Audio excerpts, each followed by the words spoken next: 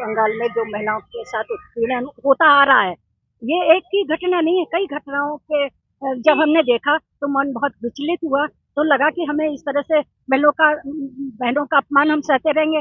जब हम अपमान सहेंगे तो और उनके हौसले बुलंद होंगे। आपका क्या शुभ नाम है? मेरे शारदा त्रिपाठी। शारदा त्रिपाठी जी रहने वाले कहाँ के हैं? मैं नहीं, उन्हें बोलने थे। मैं लखनऊ के। उत्तराखंड में कब से रह रहे हैं? मैं 86 से। अभी हमारे पत्रकार भाइयों ने सवाल पूछा था अंकिता भंडारी को लेकर, क्या वो सवाल गलत था उनका? नहीं, सवाल सही था, लेकिन पुलिस अपना काम कर रही है। और इसमें पुलिस अपना काम नहीं कर रही होगी? नहीं, वहाँ काम नहीं कर रही है, वहाँ सरकार पुलिस स्वतंत्र है। अगर कहीं गलत काम देखती है तो करना चाहिए, लेकिन क्या है वहाँ ममता सरकार में तो ये ममता के इशारों पे काम होता है। यहाँ तो सामने हुआ है ना, आम जनता आप थी आप वहाँ पे थी? टीवी में दिखाई जा रहा, तो टीवी में इसका मतलब झूठ थोड़ा ना दिखा रहा है, ये मीडिया झूठ दिखा रहा है टीवी में। अच्छा, सच सच बताइएगा, जिस समय अंकिता भंडारी का मामला शुरुआती दौर में, एक मिनट, अगर महिलाओं की बात होगी तो अंकिता भंडारी की भी बात होगी, महिलाओं की बात होगी, और उत्तराखंड में अंकिता की बात ना हो, यह हो ही नहीं सकता है। हम पूरे भारत की महिलाओं के ऊपर अंकिता भंडारी कौन सी पाकिस्तान की थी? तो हमने तो बोला ही नहीं, उसके ऊपर कार्रवाई हो रही है, और इसको हम पॉलिटिकल नहीं बना सकते कि एक ही उत्तराखंड की बेटी को लेके हम बात नहीं कर रहे हैं।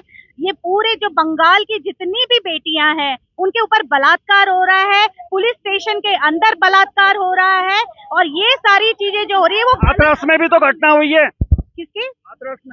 हाथरस में भी हुई है। तो एक इंडिविजुअल को लेके हम नहीं कर रहे हैं अभी, हम जो जहाँ पे पूरे एक ग्रुप के ऊपर ये हुआ है। आप एक चीज पे मत जाइए, आप ये देखिए वहाँ पे उनके लिए खड़े होने के लिए कोई नहीं है, कोई नहीं है। जो भी खड़ा होता है उनको मारा जाता है, उनको बलात्कार किया जाता है, अगर वोटिंग भी करने जाते हैं तो उनको खत्म किया जाता है। ये जो अहिंसा हो रही है। भंडारी का मैं सवाल पूछता हूँ, आप भड़क क्यों जाते हैं? क्या कारण है, क्यों भड़क रहे हैं? कारण ये है, देखिए वो जो उनका जो काम हुआ है, ये कांड वो कानून के पास में गया, कानून ने अपने हाथ में लिया हुआ है, ठीक है, वो अपनी उनकी प्रक्रिया चल रही है। ये जो हमने किया है, ये जो पश्चिम बंगाल में हुआ है, वो कानून के हाथ में नहीं है, आदमी स्वयं ले रहा है, वो खुद ही कानून बन जा रहा है, वो खुद ही सजा देगा, खुद ही वो निर्धारित करेगा कि मुझे क्या करना है। एक सेकंड, और चारों तरफ पब्लिक खड़ी हुई है, वो तमाशबीन बनी हुई है, वो देख रही है। आज वो घटना वहाँ होगी तो उनके तो हौसले बुलंद हो जाएंगे, वो तो ऐसी घटनाएं फिर और जगह भी करते रहेंगे, तो कानून कहाँ कौन कर रहा है ये घटना?